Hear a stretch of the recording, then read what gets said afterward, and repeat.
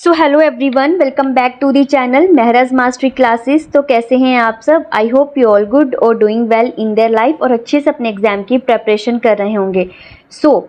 आज है 19th of September and the Hindu में आज बहुत ही इम्पोर्टेंट आर्टिकल आया है।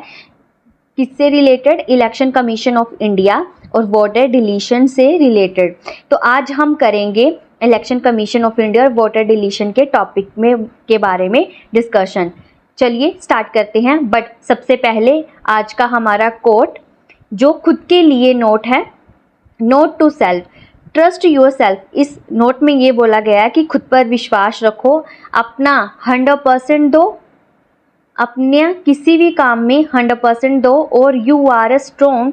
आप इतने स्ट्रोंग हो आपको पता भी नहीं होता, बट अगर आप अपनी ये कैपेबिलिटी को फाइंड आउट कर लेते हो तो आप किसी भी काम को करने के लिए कैपेबल हो जाते हो।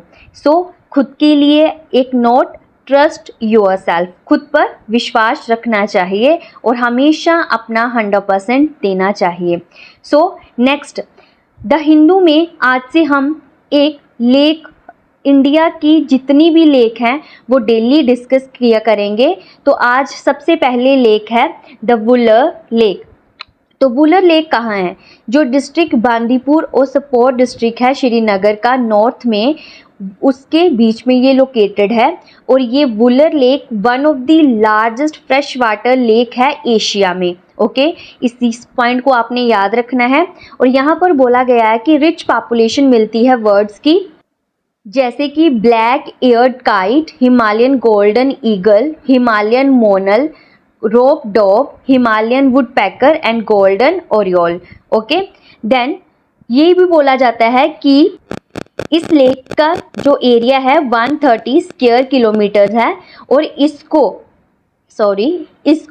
वो कश्मीर की मदर बोला जाता है, सारी लेक्स की मदर बोला जाता है। ओके, तो वुलर लेक जो है वो number of variety of fishes का होम भी कहा जाता है, जैसे कि एंडेमिक जो स्पीसीज और नॉन नेटिव कार्प, ये सारी फाइंड आउट की जाती हैं वुलर लेक में। सबसे पहले आपने याद क्या रखना है?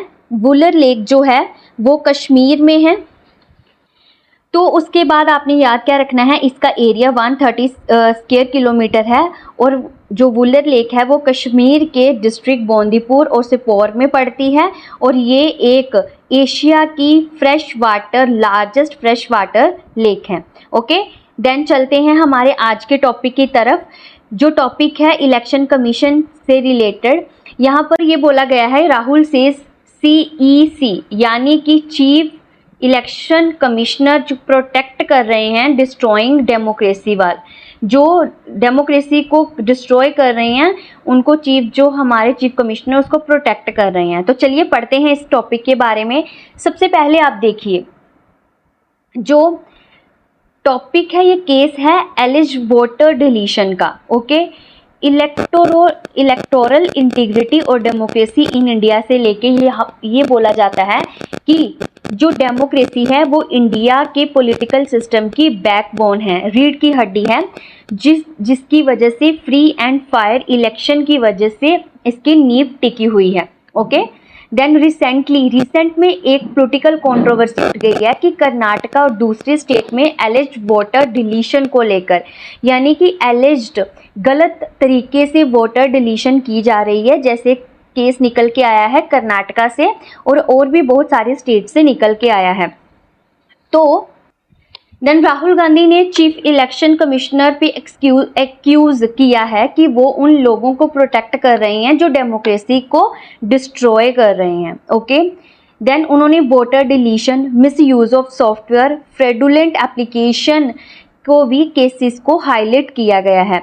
जैसे एग्जाम्पल की बात करें तो कर्नाटका के इलैंड कॉन्स्टिट्यूंसी में ये जो हमारा वोटर डिलीशन का केस हुआ है। ओके, देन हम बात करें की एलिगेशन की, कि एलिगेशन क्या लगाए गए हैं।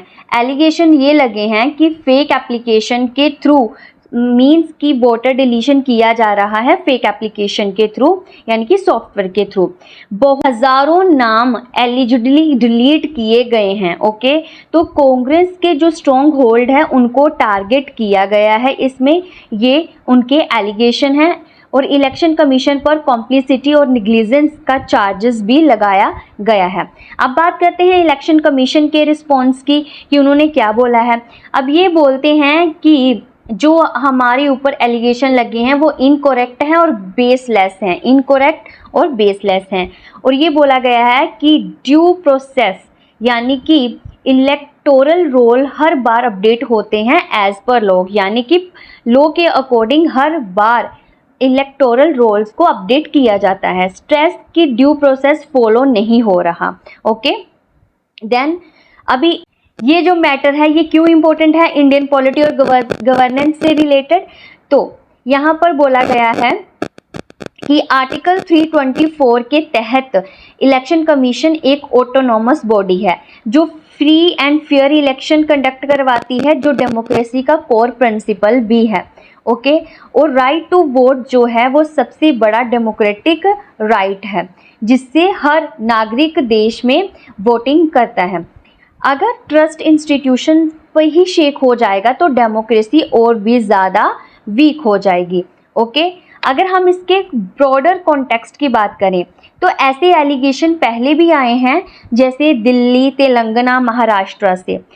टेक्नोलॉजी का मिसयूज और उसकी ऑटोमेशन से वोटर को मैनिपुलेशन का रिस्क भी रहा है। ओके, तो डिबेट क्या चल रही है अब डिबेट चल रही है क्या इंस्टीट्यूशन इंडिपेंडेंस वीक हो रही है, कि जो हमारी इंस्टीट्यूशन है उसकी इंडिपेंडेंस वीक हो रही है क्या, इलेक्शन कमीशन की इंडिपेंडेंस वीक हो रही है कि नहीं, ये कंट्रोवर्सी चल रही है। अगर हम करंट अफेयर के एंगल से देखें तो इन सब की वजह से डायरेक्टली अपकमिंग लोकसभा इलेक्शन से लिंक होगा। ओके, तो अगर डिलीशन सच है तो इलेक्शन रिजल्ट इम्पैक्ट हो सकते हैं।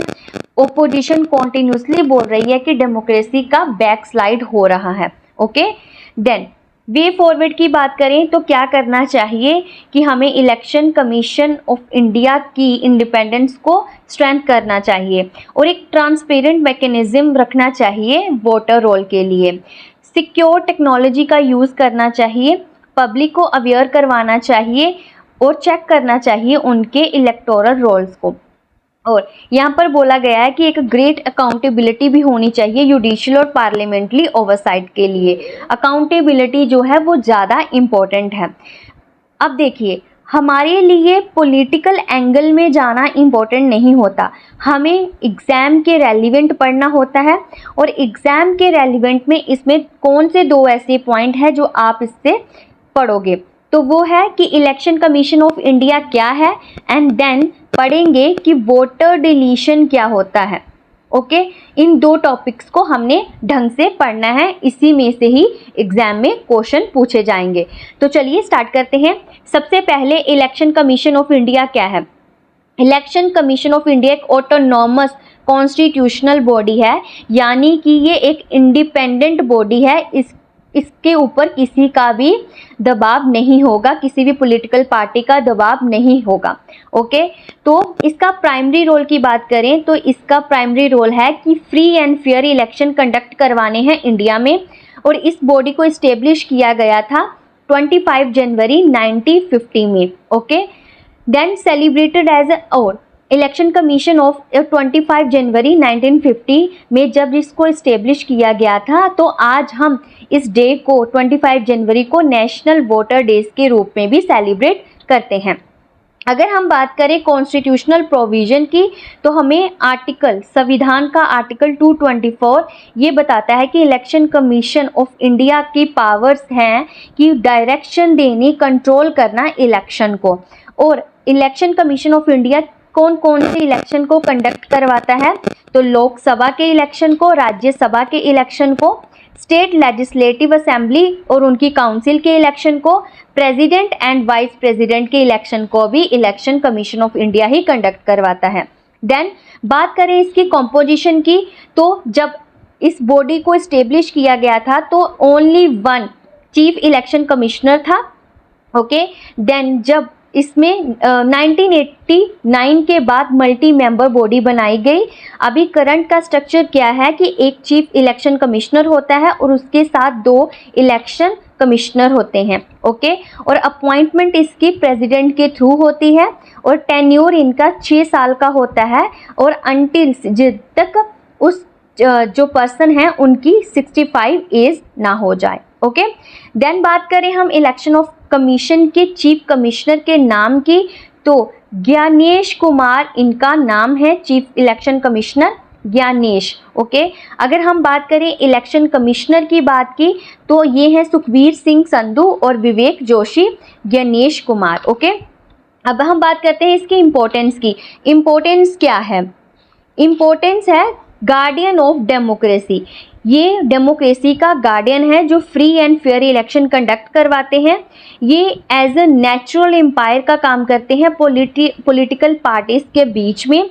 प्रोवाइड करता है अकाउंटेबिलिटी गवर्नमेंट की थ्रू इलेक्शन और पीपल्स की मैंडेट में। ओके, अब यहाँ तक तो हो गया आपका इलेक्शन कमीशन ऑफ इंडिया। और ये एक बात और याद रखना कि इसका जो हेड क्वार्टर है वो दिल्ली में है। ओके, दिल्ली में।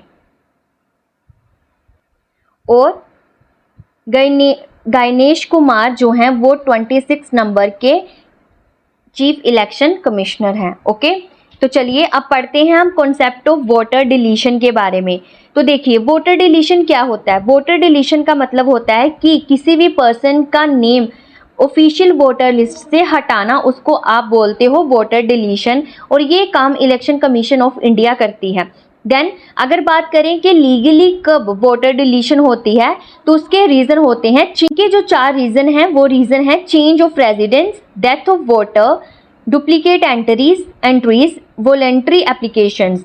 देखिए अगर कोई एक कॉन्स्टिट्यूंसी से दूसरी कॉन्स्टिट्यूंसी में शिफ्ट करता है यानी कि रेजिडेंस चेंज करता है, तब भी उस पर्सन का लीगली जो है वो वोटर डिलीशन होता है। अगर कोई पर्सन की डेथ हो जाती है तो उसके डिसीज पर्सन का भी नाम वोटर लिस्ट से हटाया जाता है। डुप्लीकेट एंट्रीज की बात करें, अगर एक ही पर्सन की 2 बार इलेक्टोरल रोल्स में नाम आ जाए तो उसका भी हटाया जाता है। और वॉलंटरी एप्लीकेशन की बात करें, अगर कोई अब्रॉड में शिफ्ट हो चुका है तो उसका भी रिक्वेस्ट डिलीशन कर सकते हैं, यानी कि उसकी वोटर आईडी भी डिलीट की जाती है, वोटर डिलीशन की जाता है।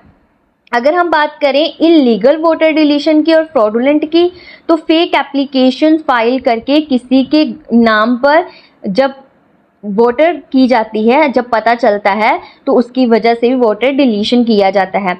मिस यूज़ किया जाता है सॉफ्टवेयर का कि शिफ्टर और डेड, यानी कि मिस यूज़ किया जाता है सॉफ्टवेयर का कि वोटर्स जो है वो शिफ्ट कर चुका है, जो उसकी डेथ हो गई है, इवन कि वो अलाइव भी हो, जिंदा भी हो और रेजिडेंट भी हो वहाँ का। टारगेटेड किया जाता है इसकी वजह से पर्टिकुलर कम्युनिटी को और दूसरी पॉलिटिकल स्ट्रॉन्ग होल्ड को, उसकी जो वोटिंग पावर है उसको रिड्यूस करने के लिए। तो यही जो केस है, यही case opposition leader Rahul Gandhi के द्वारा उठाया गया है। तो आई होप आपको ये चीज़ समझ आ गई होगी और अच्छे से आपने इलेक्शन कमीशन और वोटर डिलीशन का कॉन्सेप्ट पढ़ लिया होगा। और अगर आपको ये लेक्चर अच्छा लगा हो तो लाइक करें, शेयर करें और ज़रूर सब्सक्राइब करें महराज मास्टरी क्लासेस। और मिलते हैं हम नेक्स्ट लेक्चर में, तब तक के लिए जय हिंद।